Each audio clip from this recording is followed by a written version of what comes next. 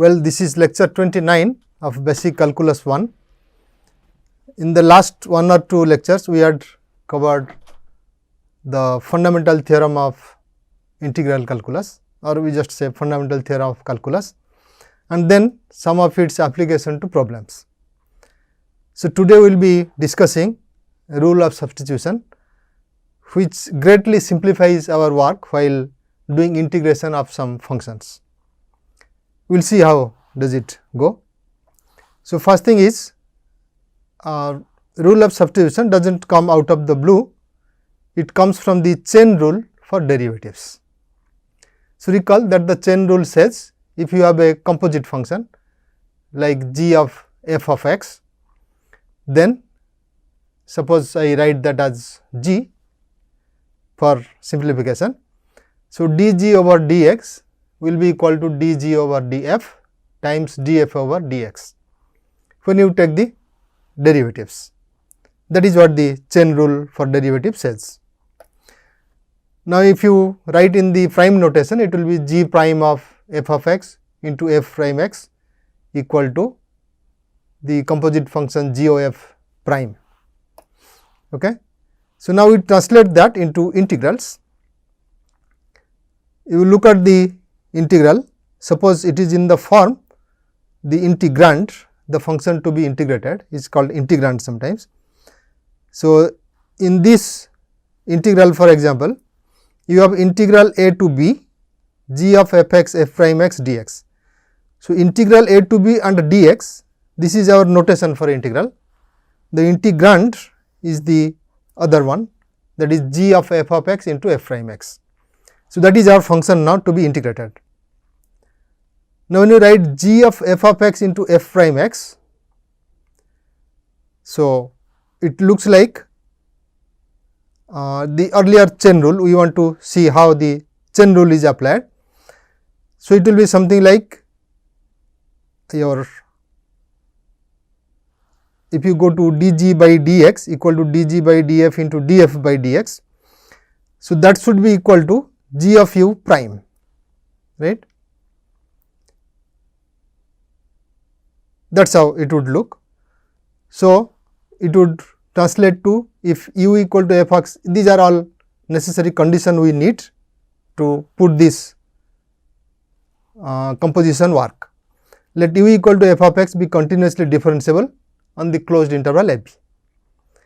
So, its range automatically is a closed interval, right. It is a continuously differentiable function. So, once it is continuous, its range will also become a closed bounded interval. So, call that range as the interval I. Now, suppose g is also continuous on I. So, that means you have f that takes a b to I and then I is taken to r by g. So, your composite function g of f is defined from a b to r.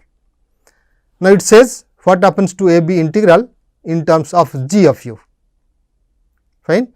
So, that we can just write g of u instead of u, you can think of let us look at the second one, that will be easier to see. Indefinite integral g of f of x is the composite function times f prime x dx. So, that is same thing as g of u du, where this u is really an abbreviation for f of x. Okay. So, that means we are concerned about the function g, integrate g of u, it is same thing as telling write g of f of x and f prime x dx. Now, in terms of the definite integral, when you have the limits, in the first left side you have the limits for x as a to b, on the right side you have limits for u which is f of x, which are f of a to f of b. That is how they are related to the chain rule. We will see throughout the proof how it goes, why chain rule is used there, it will be obvious from the proof. Okay. So, let us try to prove this. We have g of u. So, remember g is from I to r, we are writing g of u, u belongs to I, and we have f from a b to I, that is how it is. So, now g of u is also continuous. So, let us write g prime u equal to g of u, it can be integrated, right? It is continuous on a closed bounded interval. So, we can write that as g prime of u. It is a primitive or it is called the antiderivative of g. Its antiderivative exists, so call it capital G. So, that means g capital G prime of u equal to small g of u. Okay. So, once you apply the chain rule, it gives capital dg by d of x equal to dg by du into du by dx, and dg by du, which is g prime u, that is equal to g of u, and then du by dx, because u equal to f of x. So, that is f prime x. So, that is how we obtain g of f of x into f prime x, which is equal to dg by dx. Fine. So, then you use fundamental theorem of calculus, because integral of dg dx, that is what is here, integral of dg dx will be equal to integral of g of f x into f prime x. Now, dg by dx we can write dg of f of x by dx, which is same thing as g of f x evaluated at a and b, right, because it is derivative, its integral of the derivative equal to that function. So, you get g of f x evaluated at a and b, and that we can again write g of f of b minus g of f of a. So, which also we could have written g of u, where u is from f a to u is from f of b, and we can again rewrite that integral f a to f b dg by du, again it is dg by du, which is equal to g of u. So, we write f of a to f of b g of u du. It is really variable of integration is u. So, it means f of a means u equal to f of a to u equal to f of b. So, that is what our first thing to be proved, integral a to b g of f of x f prime x dx equal to integral f a to f b g of u du. Okay. This is in terms of definite integrals. Now, similarly, in the indefinite integral also it will happen, but now let us see u is equal to f of x. So, we can see that how the limits are coming in an alternative way, u equal to f of x. So, when x equal to a, u will be equal to f of a, and when x equal to b, u equal to f of b. So, directly you can see that by taking the indefinite integral, we get integral g of f x f prime x equal to integral of g u du. But again this one we can really take it as a rule and make a simplification instead of going through this composition and all the others. So, we now look at that in a different way, the same thing, but considering the differential. So, suppose u equal to f of x, that is what we have taken there. Now, its differential is du equal to f prime x dx. Then in the indefinite integral g of u du, you think of g of u, which is g of f of x, and then what about du? Du is f prime x dx. So, you just substitute that here. So, it looks, because of this dx in our notation, this is really going through very well.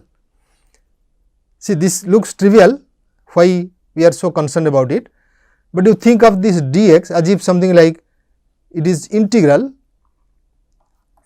in say phi of x dx, that is our notation, but it means integrate phi over x or phi of x with respect to x. So, instead of dx, suppose we had with respect to x, we would have given this notation in the beginning. Then this does not seem to be very obvious, it requires a proof. But after proving it, we find that if you consider the differential, this f prime x is nothing but f prime x. So, it looks something like in the new one, f prime x with respect to x will be equal to with respect to u. So, instead of writing this with respect to integral and so on, we would say that this is really the differential. If you take this to be differential, this is also differential of u, as our rule says. That is why we can really substitute. We just find out, say u equal to f of x, we substitute, then you get f prime x dx, the differential, as du. So, that is g of f of x becomes g of u prime dx, and which is the correct one? That gives now g u prime dx as a differential u prime dx is du. So, you get directly whatever we have proved in the theorem. So, see that our notation, instead of writing with respect to x, since we have written dx, that notation is really helping us now, and this notation is consistent with the chain rule or the rule of substitution. That is why this is called rule of substitution, which is in disguise the chain rule for differentiation. So, see that this notation really helps, and we can treat that dx in the integral as the correct or as the actual differential. Okay. So, since we are able to consider that as the differential, now g u du, if you substitute u equal to f of x, that gives rise to the left hand side, because the differential du becomes f prime x dx. That is why of course, this notation was given, and because these things are consistently going through the differentials, we make it a rule, it is a mnemonic. Instead of using the theorem in that form always, this will be a convenient form, which we call as rule of substitution. Okay. So, what we have to do really, if we find somehow that some functions in the integrand will be simplified, if I substitute u equal to f of x, then we substitute and see that when x equal to a, for the limit of integration, u becomes f of a, when x equal to b, u equal to f of b, and in that case du is also equal to f prime x dx. So, in the integral a to b g of f x f prime x, if we go on substituting whatever we have seen, we directly get our result. Fine. So, this is just a magic of the notation, so to say, but we can use this as a mnemonic and continue with our integration. Let us see an example how it is applied, rule of substitution. So, you see here we have to evaluate minus 1 to 1 3x square root of 1 plus x cube dx. Now, it looks difficult to do, because we know only polynomials are x to the power something and so on, nothing more. But here what happens, 3x square dx is really derivative of x cube or the differential of x cube equal to 3x square dx, right, dx cubed by dx equal to 3x square. So, now the differential is like this. Also it is square root of 1 plus x square, 1 plus x cubed. So, derivative of 1 is also 0. So, instead of x cubed, we could have considered d of 1 plus x cubed, fine. So, 3x square dx can be thought of as d of 1 plus x cubed. So, it looks, if we substitute u equal to 1 plus x cubed and apply the rule of substitution, that would help us to integrate. Okay. So, let us try that. Substitute u equal to 1 plus x cubed. With that substitution, the differential du becomes 3x square dx, and we have to be concerned about the limits. When x equal to minus 1, substitute in u. So, u becomes 1 minus 1, which is 0, and when x equal to 1, substitute here, it is 1 plus 1 equal to 2. So, the integral minus 1 to 1 3x square, this can be written as, now integral in u, which is square root of u, and the other one is du, 3x square dx, that is du, and the limits now become in u, they are 0 and 2. So, it is 0 to 2 square root of u du. Now, this will be easy to integrate. We know exactly its integration, it will be u to the power half plus 1 divided by half plus 1, or that is 2 by 3 into u to the power 3 by 2, evaluated at 0 and 2. So, that simplifies to 4 times root 2 divided by 3. This is how the rule of substitution is used. So, sometimes when you get experienced, we will simply start like this, it will be equal to integral. Now, 3x square dx is really d of x cubed or d of 1 plus x cubed. So, you write 1 plus x cubed and d of square not square root 1 plus x cubed. Then integral will be minus 1 to 1, or if you go through the indefinite integral, it will go through, that will give you really 2 by 3 it is as if it is u and then 1 plus x cubed to the power 3 by 2. This has to be evaluated. Now it is in x, we are not worried about u, it will be minus 1 to 1 and then that will simplify to 4 root 2 by 3. But do it after some time, not now. Substituting will be easier to see instead of going directly through that. Okay, let us go to next thing, which is the indefinite integral. So, now if you go for the indefinite integral, it will not have any limits here. It will be 3x square square root of 1 plus x cube dx, which is integral root u du and this plus c, because indefinite integrals will introduce a constant. So, that will be 2 by 3 into 1 plus x cube to the power 3 by 2 plus c, as we have seen, fine.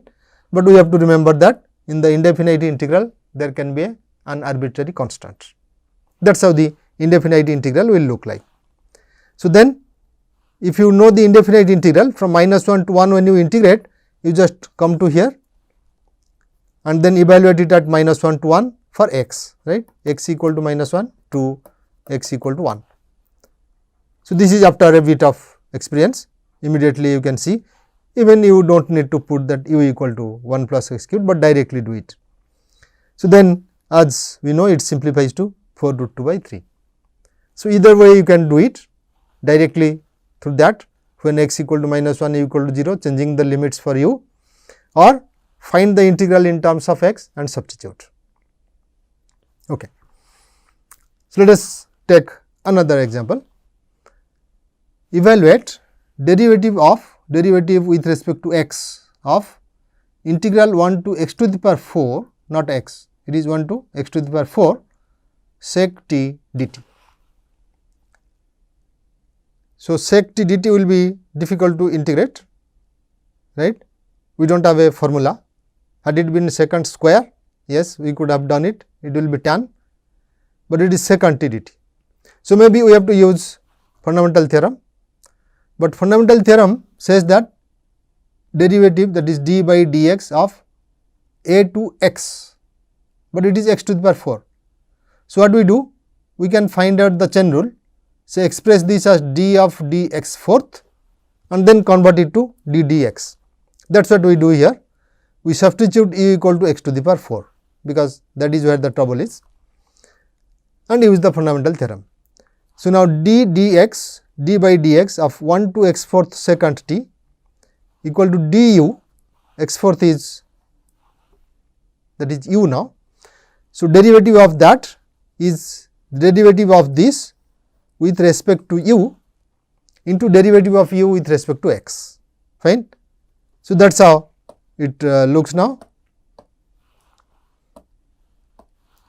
So, that is equal to derivative with respect to u of integral 1 to u secant t dt times derivative of u with respect to x.